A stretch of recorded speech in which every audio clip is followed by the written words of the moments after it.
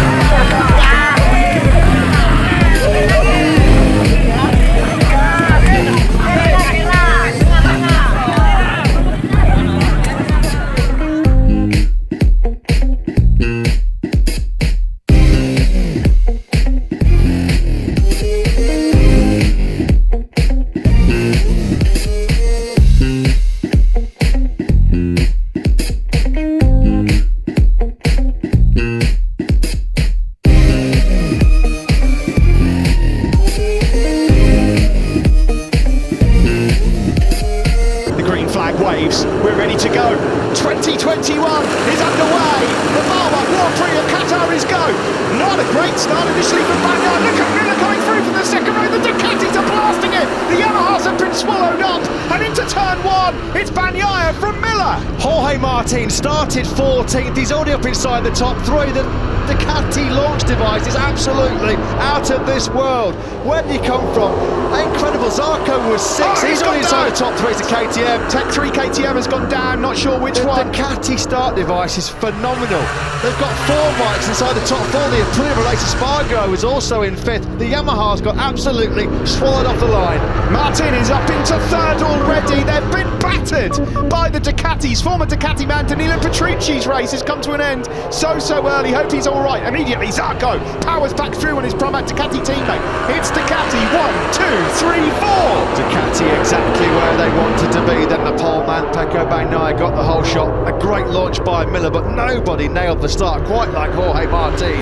From 14th place, middle of the 5th row, he just scythed his way through like everybody else was standing still to get himself inside that top 4 immediately. Incredible launch. Aleix Espargaro is about to be passed by Fabio Quartararo. He had to do that. Rossi's been passed as well by his old teammate Maverick Vinales. It was a horror show for Franco Morbidelli, by the way. He's in 16th as Danilo Petrucci trudges away in the gravel trap. Yeah, not what he needed. He needed a race under his belt to get crucial experience. Yeah, it's Aleix Espargaro who gets picked off by Valentino Rossi.